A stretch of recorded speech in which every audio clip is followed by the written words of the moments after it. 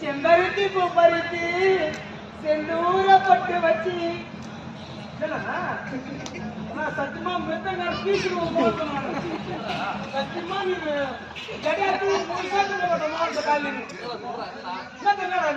அவன் பாடும்போது நீ ஏன் வாசிக்கலன்னு கேக்குறான்.